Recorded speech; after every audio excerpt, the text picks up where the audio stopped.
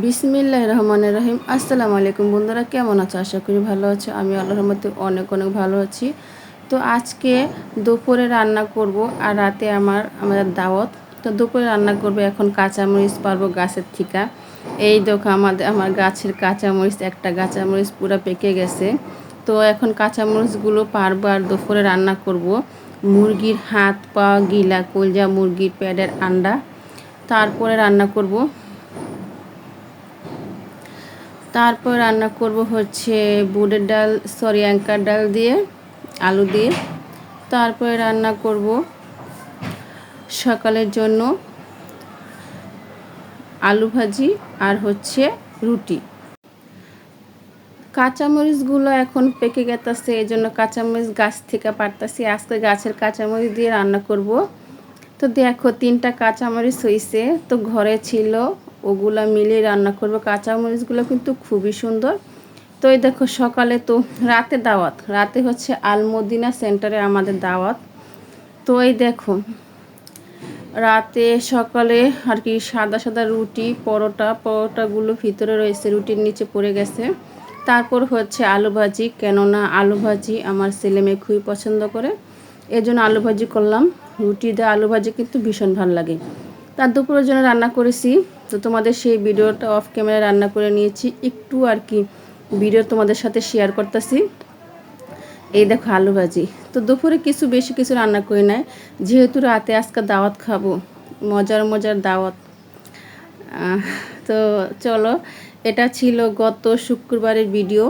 দেখছো আলু ভাজিগুলো আমি মোটা মোটা করে কেটেছি, খুব ভালো লাগে আলু ভাজিতে, রুটি অনেক ভালো লাগে। এই যে রান্না করতেছি মুরগির হাত পা, হচ্ছে মুরগির পেটের আন্ডা মানে ডিম।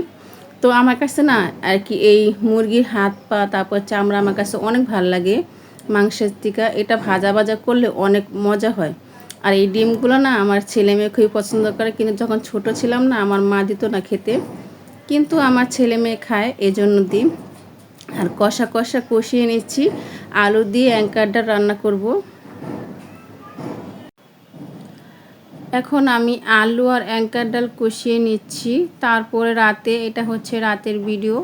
রাতে চলে গেলাম দাওয়াত খেতে আলমদিনা সেন্টারে। তো এখন প্লেট আর কি কিছুই দেয় নাই, এক বৈঠক খাওয়া হয়েছে। তারপরে বৈঠকে আমরা বসলাম, এখন আর কি সব ভালো করে মুছতেছে, এই যে প্লেট। তারপরে সব কিছু এখন দেবে আর কি। আয়োজন ছিল আর কি মুরগির রোস্ট, গরুর মাংস আর কোক, আর ছিল হচ্ছে জর্দা, আর সাদা পোলাও তো থাকবেই। তো এই দেখো সবাই একটা করে রান নিয়েছি, আমরা সবাই দাওয়াতে গিয়েছিলাম। তো এই দেখো সবার একটা করে রান, তো রান খেতে কিন্তু বেশি ভালো লাগে। তো আমি একটা রান নিয়েছি, কেননা আমি গরুর মাংস খেতেই পাই না, আমারও তো হাই প্রেশার।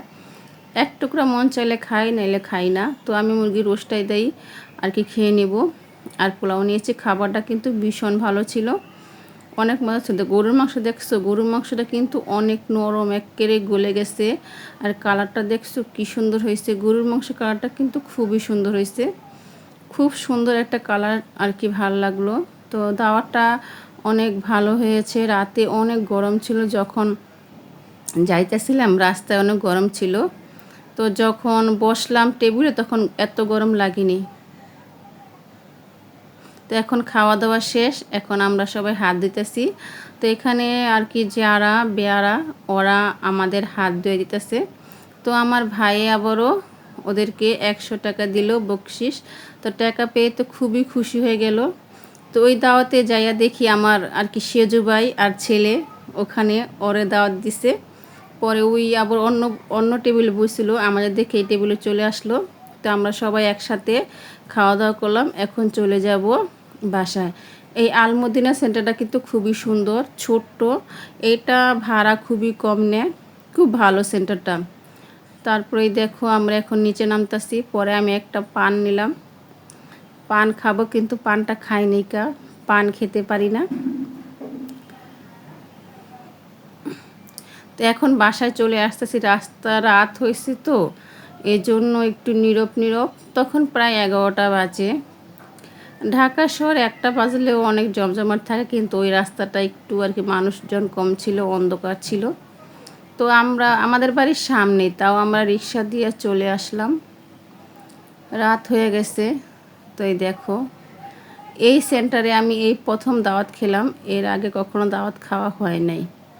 তো এই এখন আমরা সেন্টার থেকে বের হয়ে গেলাম। তো দেখছো সবাই চলে আইতেছে, সবার খাওয়া হয়ে গেছে। তো সম্ভবত এটা ছেলের বিয়ে। তো এই যে পান নিতাছি, পান খাবো না, শুধু পান নিতেই আসি। তো কারা কারা গত শুক্রবার বিয়ের দাওয়াত খেয়েছে অবশ্যই কমেন্টে জানাবে, আর ভিডিওটা কেমন হলে অবশ্যই কমেন্টে জানাবে।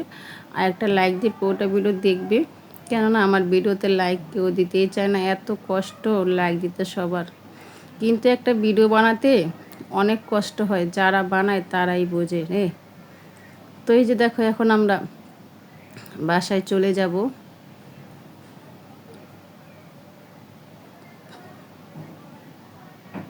তো এখানে আমরা সবাই খাড়াই আছি, একটা রিক্সা নেব, রিক্সা নিয়ে তারপরে চলে আসব বাসায়।